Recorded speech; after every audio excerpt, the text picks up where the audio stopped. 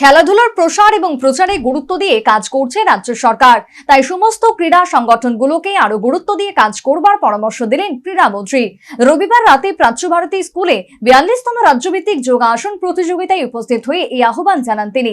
রাত 10টায় প্রতিযোগিতার সমাপ্তি ঘটে। আগামী 28 ডিসেম্বর থেকে ঝাড়খণ্ডের ধানবাদে শুরু হবে 43তম জাতীয় যোগাসন প্রতিযোগিতা।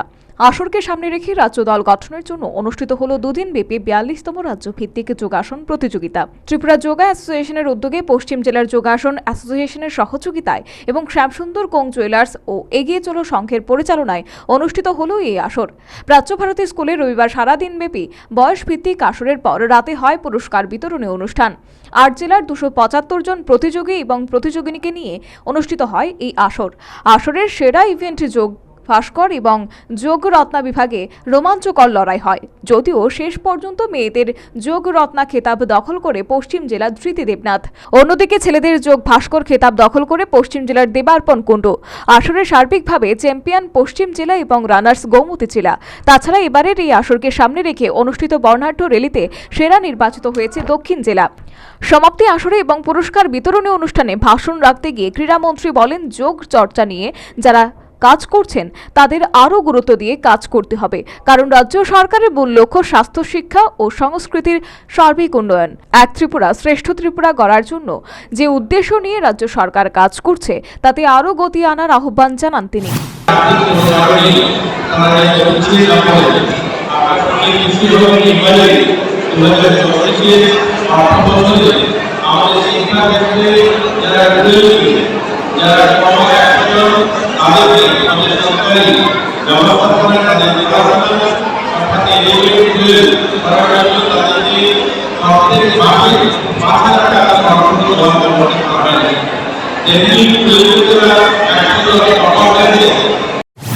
প্রাচ্য ভারতী দ্বাদশ শ্রেণী বিদ্যালয়ের সারা জাগানো এই আসরে বিজয়ীদের হাতে পুরস্কার তুলে দেন ক্রীড়ামন্ত্রী।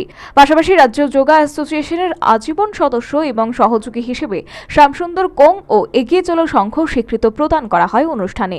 তাদের হাতে স্মারকলিপি তুলে দেন ক্রীড়ামন্ত্রী টিঙ্কু রায়। তাছাড়া যোগ রত্না এবং যোগ ভাস্কর বিজয়ীদের হাতে 5,000 টাকা প্রাইজ মানি ও ট্রফি প্রদান করেন রাজ্যের প্রখ্যাত এবং প্রাক্তন যোগা সংগঠক এবং রাজ্য যোগ অ্যাসোসিয়েশনের প্রতিষ্ঠাতা প্রয়াত রূপেন ভৌমিকের পুত্র ডক্টর ইন্দ্রনীল ভৌমিক। তাছাড়া অন্যান্যদের মধ্যে উপস্থিত ছিলেন রাজ্য ক্রীড়া পরিষদ সচিব সুকান্ত ঘোষ, ক্রীড়া ও যুব কল্যাণ দপ্তরের অধিকর্তা সত্যব্রত নাথ, পশ্চিম ত্রিপুরা জেলা পরিষদের সভাপতি বলাই গোস্বামী, সহসভাপতি বিশ্বজিৎ শীল, রাজ্য ও যোগ অ্যাসোসিয়েশনের সভাপতি রূপক সাহা সহ অন্যান্যরা।